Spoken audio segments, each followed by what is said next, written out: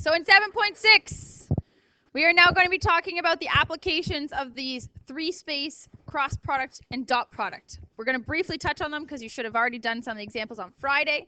But the main one that we're going to focus on is torque, which is very similar to work. It's the measure of the force that's being acted on based on, which is the cause of giving the rotation. We can calculate it using these two formulas. This one gives you the actual torque, so the vector that's creating the torque, and the second one gives you the magnitude of the torque, so the value of it. F is the force, R is the length of the object or the thing that you are rotating, and theta is the angle. So the projection is the same. You can see an example on page 414, example number 2, and the work is the same for the three space. You'll just have that extra coordinate, the Z coordinate at the end. Okay, so the other part we're going to look at is a triple scalar product. And what this is, it's denoted by this, A dot B cross C. Now, why do we have to do the cross part first? Well, if we did A dot B, what do you end up with? A scalar. Is it possible for you to scalar and a cross product to another vector? Can you cross product a scalar and a vector? So that's why, since you can't cross product a scalar with a vector, you have to start with the cross product first and then do the dot product. So as a side note off of the triple scalar, there's a shape called a parallelepiped.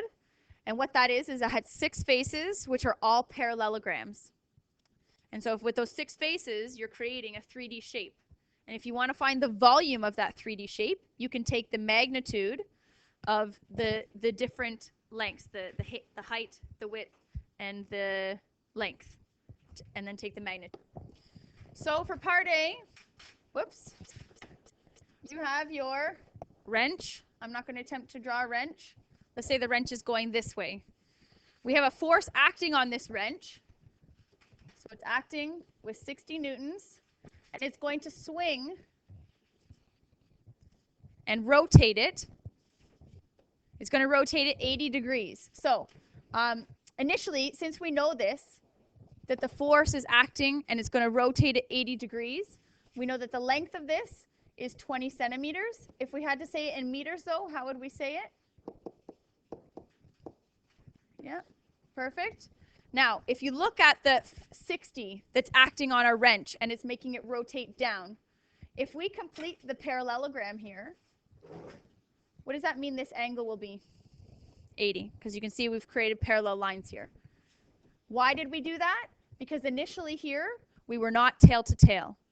Now, in this question, we didn't need the diagram, but I just wanted to show you that this is how you start. The force is acting on the wrench down, and we can complete the parallelogram and use the same information in the exact same way. So that's what the length of the object, the length of the wrench, the force. We have a force of 60 sine. Our angle is 80. And you should get 11.8 newtons per meters. So using the right-hand rule, the torque moves into the page, since it is R cross F. So you start at R, and then you rotate and curl your fingers around to F. Since we're doing the S cross T, the S has to go first, 4, 3, 1, and the T comes second.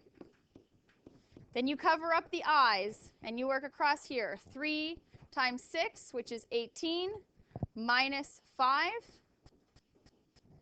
And then you cover up your J's, and you do the negative of 4 times 6, which is 24, minus 2.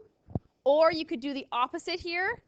And then the next one, you cover the K, and you do the 5 times the 4, which is 20, minus the 6. And that's the vector you get from doing the cross product. So now you can go back and do the dot product.